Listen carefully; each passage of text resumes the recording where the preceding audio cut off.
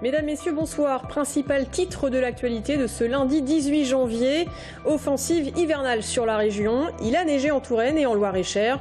Plusieurs centimètres de neige avec à la clé une circulation au ralenti et des transports scolaires suspendus en Indre-et-Loire. Le département reste placé en vigilance orange par Météo France. Une alerte verglas cette fois-ci pour la nuit prochaine. Il faudra donc être prudent sur les routes. Et on commence ce journal avec l'image du jour. Les bords de Loire à Tours et le pont Wilson sous la neige. Photo prise ce matin par une tourangelle et diffusée sur Twitter. Météo France qualifie cet épisode neigeux de normal pour la saison. Il est tombé entre 2 et 4 cm de neige sur notre région. Ces chutes de neige qui ont duré une bonne partie de la matinée étaient prévues par Météo France qui avait placé l'Indre-et-Loire en vigilance orange. Résultat, ce matin, chacun a dû s'organiser et s'équiper pour aller au travail. Mais surtout rester prudent et faire attention à ne pas glisser. Romain Delville. De la neige en tempête, du flocon de compétition, la Loire et ses îles ont revêtu le temps d'une matinée leurs habits d'hiver. Tours dans un manteau blanc, ce n'est pas si fréquent. Pour cet étudiant originaire du Togo, c'est extraordinaire.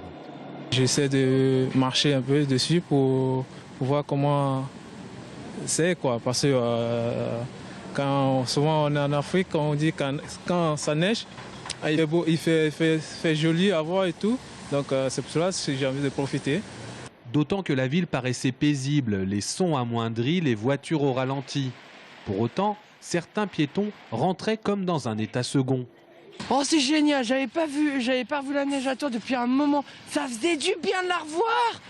Je crois que depuis 2010 qu'il n'y avait pas eu de neige à Tours.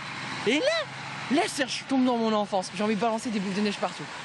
Pour marcher, c'est pas toujours très sympa, mais bon, ça provoque de beaux rires, on est super entre amis, c'est convivial, quoi. Ouais. Du côté des automobilistes et des transporteurs, c'est la prudence qui était de mise. Bon, je me fiais par endroits ça glisse. Les grands axes sont déneigés, enfin ça glisse pas, mais sur les petits axes ça glisse, oui.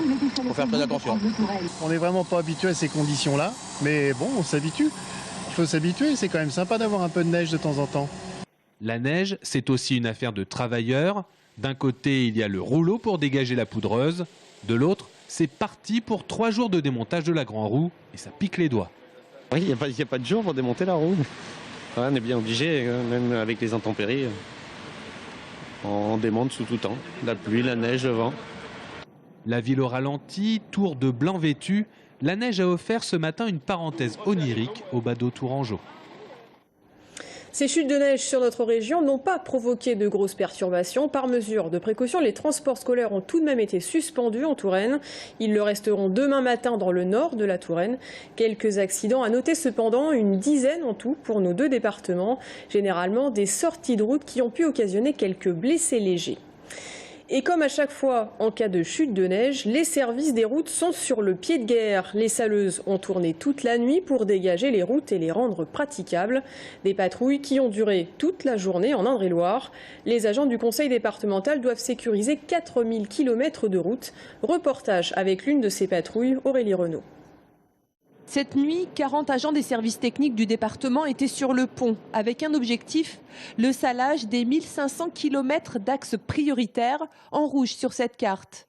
17 camions ont donc sillonné le département, comme ici sur le périphérique, au sud de l'agglo. Ce matin, ils sont partis à 2h. Ils ont été appelés pour 2h du matin en salage préventif. C'était l'équipe d'astreinte. Vous allez saler toute la journée ? C'est suivant les conditions climatiques. Apparemment, à partir de 13h, ils annonceraient plus de l'eau, donc on verra bien. Après, c'est pas nous qui décidons, c'est le temps. Retour aux services territoriaux d'aménagement pour recharger les saleuses. Nous sommes à Jouer-les-Tours. Ici, comme dans les 3 autres centres du département, une personne est en charge d'évaluer la qualité de la chaussée heure par heure. C'est le patrouilleur. Nous avons toujours quelqu'un d'astreinte 24 heures sur 24 pendant toute la viabilité hivernale.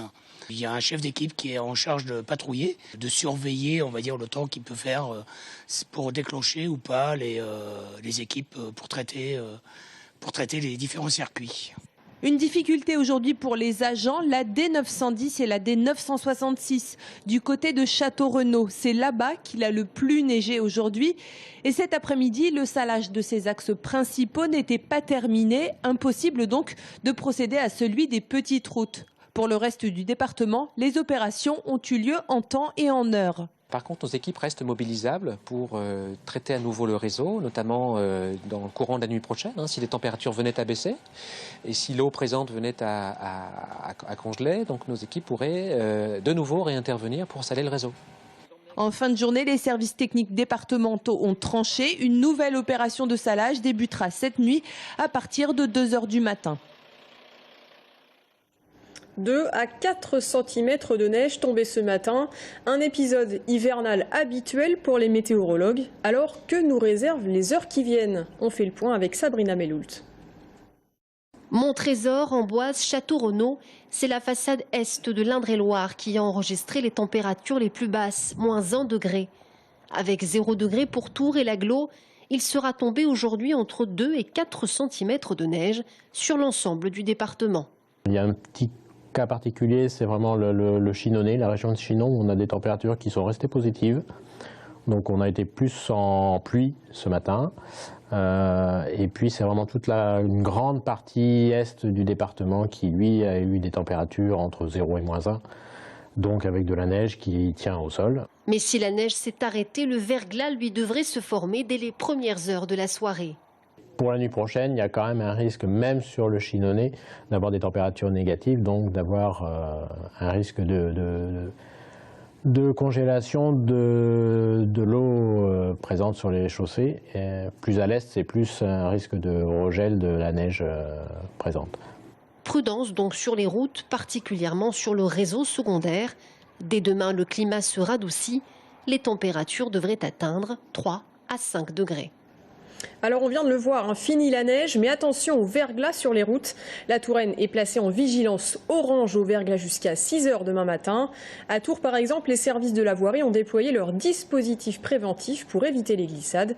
Il s'agit de répandre de la bouillie de sel sur les 800 km de trottoirs de la ville. On écoute Brice Droineau, l'adjoint en charge de l'espace public urbain. Nous avons mis en place un plan d'action dès hier. Des équipes étaient mobilisées puisqu'elles se sont d'ailleurs relayées toute la journée. Puis ensuite, il y a une nouvelle équipe dans la soirée, enfin à 4 h du matin et ensuite à 7 h 30 qui ont été relayées. Donc toujours, c'est une équipe de 7 personnes qui ont couvert l'ensemble du réseau de chaussées de la ville de Tours qui, je vous rappelle, est composé de 400 km de voirie. Donc on déposait sur l'ensemble de la chaussée plusieurs tonnes bien sûr de sel pour faire face ce matin aux intempéries. Dans le reste de l'actualité de ce lundi, cette importante coupure d'électricité. Près de 55 000 clients se sont retrouvés dans le noir pendant plus de 2 heures en début d'après-midi. Plusieurs secteurs de Tours, Saint-Cyr, La Riche ou encore Roche-Corbon ont été impactés par cette panne sur un poste source de Tours Nord dont on ignore encore l'origine. Conséquence la plus spectaculaire de cette panne, le tramway de Tours s'est retrouvé totalement à l'arrêt pendant près de 45 minutes entre 14 h 30 et 15 h 20.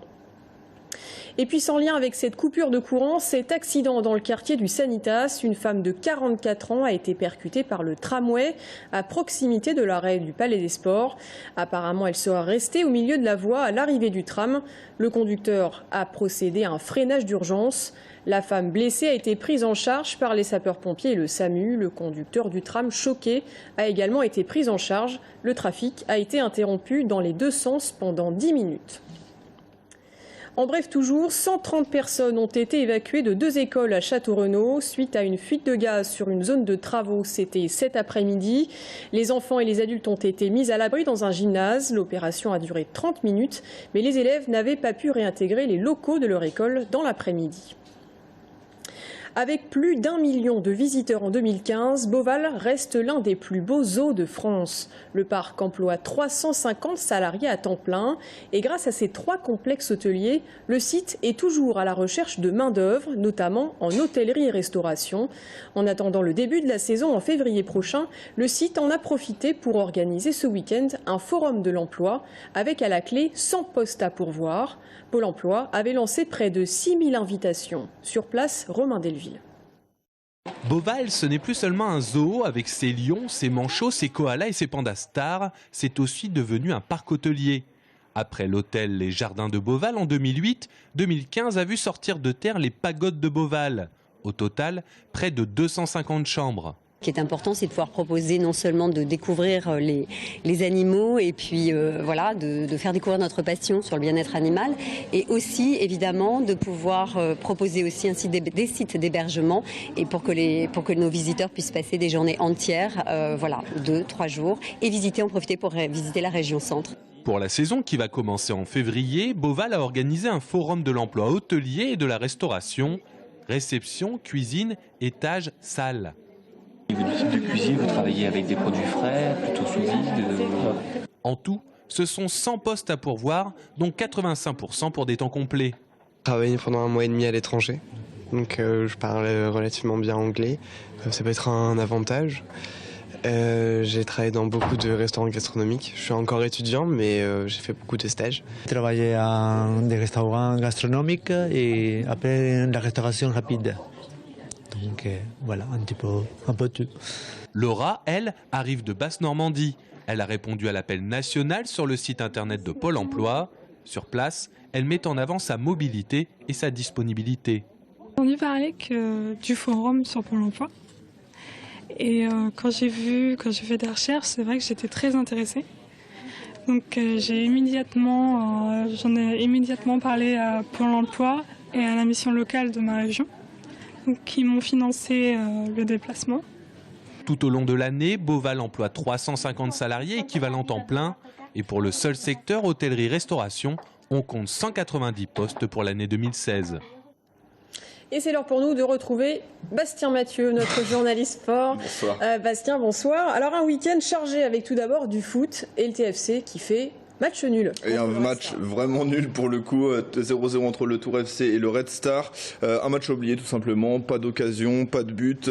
Une domination stérile certes des Parisiens, mais voilà, ils n'ont pas eu d'occasion. La plus grosse occasion, elle est quand même pour Tours avec le jeune Raveloson qui a fait parler sa fougue. Ça frappe à heurter le poteau. À part ça, donc très peu de choses à se mettre sous la dent. On écoute Marco Simonet qui se satisfait tout de même de ce point et qui reconnaît les difficultés que leur ont posées les Parisiens. J'ai trouvé probablement la meilleure équipe que j'ai vue depuis le début de la saison, à niveau possession de ballon, conservation, une équipe avec beaucoup de personnalité et j'ai beaucoup apprécié. Donc on savait que la tâche elle était très dure. C'est pour ça qu'à la fin du match, j'ai dit à l'équipe qu'il faut être fier. Et prochain match vendredi à Auxerre. On revient sur ce match contre Red Star mercredi soir dans le débrief avec Jonathan Grady. On espère qu'il fera moins froid. Pour Parce le qu'en match. plus il a fait froid, match nul jusqu'au bout. Voilà, les supporters devaient être très déçus. Alors ce week-end il y avait aussi du basket et l'UTBM qui s'est imposé de justesse. Et oui, c'était un peu plus chaud, un match sponsorisé par TV Tour et ça leur a porté chance, une victoire du spectacle et du suspense.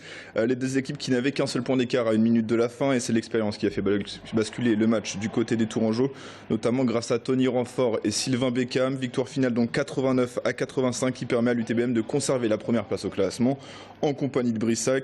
Une victoire qui ravit forcément l'arrière Ami Mboma.